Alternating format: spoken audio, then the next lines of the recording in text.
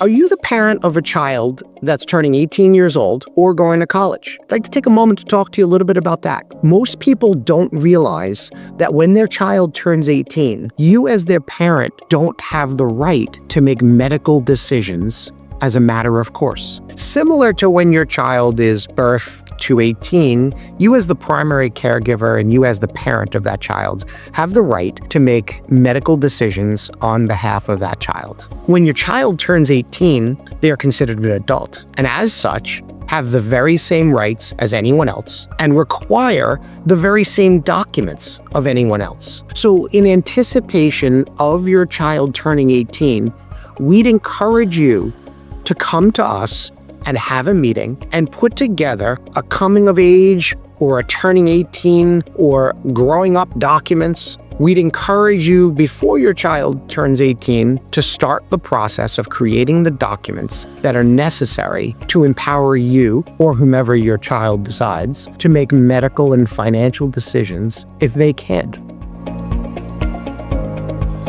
I had a client come to me about a year ago.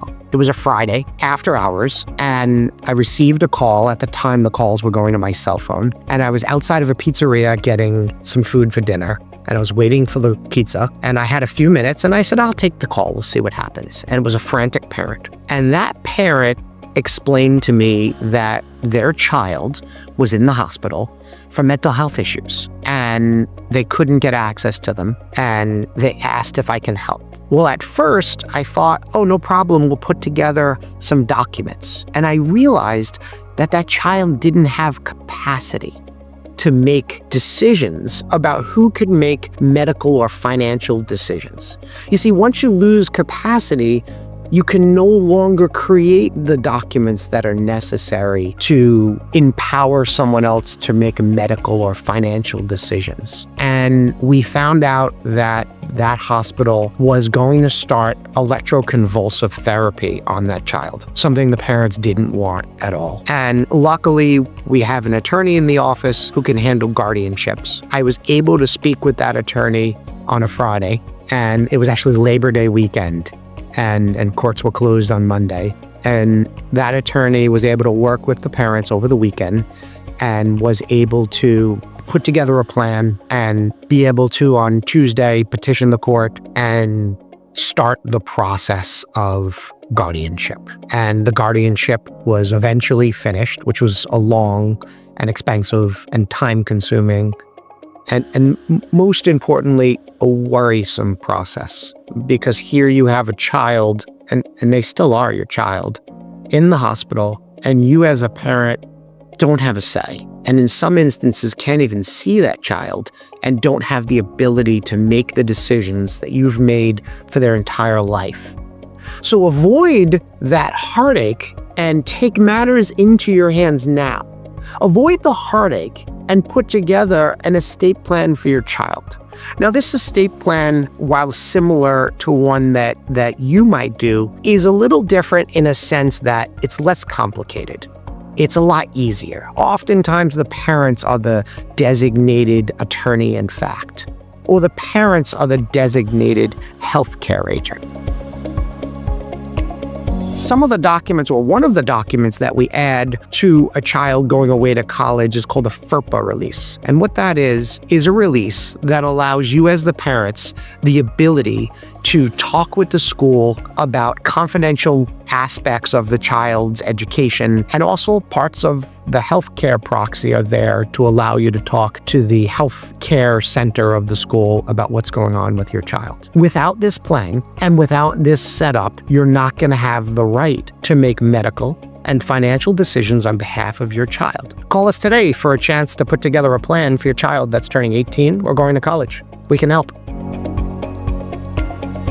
Remember, estate planning is a process and not an event. A big misconception that a lot of clients come to me with is that they can set their estate plan and forget all about it. And in most instances, this is not the case. Sure, if you have a simple will with a couple of heirs and a few assets, we can put together an estate plan, and assuming there are no major life events, it will last for many, many, many years, perhaps under those circumstances through the course of your life. And that's great. That's giving you great value. It's giving you peace of mind for potentially decades. But what often happens in most of our lives is that we have milestone events. We start new jobs. We amass, accumulate, or save more money. Our 401k grows. We buy a second house, or we buy and sell different assets. And as those events occur, our estate plan has to grow with our assets. And that's the reason why estate planning is not necessarily a set it and forget it event. And I can't tell you how many times clients have come to me, the heirs of someone who have died, and they have an estate plan and it doesn't quite do what they want it to do. Perhaps a relative passed away, an heir died, and they were left to inherit something, and now that money is going to their children. And that might not have been the intent of the testator, of the person who died. Or maybe there are assets that are not included in the will, or perhaps a gift that was given to a favorite charity or a person whom maybe shouldn't be getting it years later. And unfortunately, the wishes of the testator aren't going to come true and aren't going to be followed.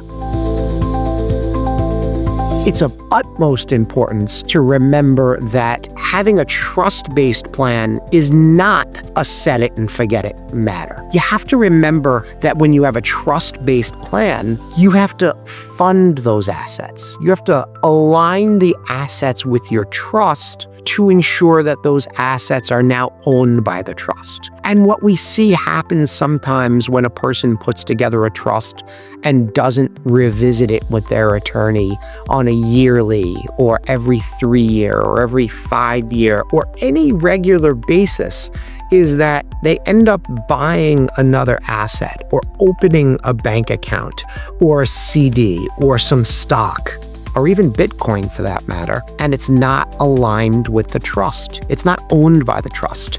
And what we find happens is that it's not included in the trust, and those particular assets are going to pass via probate.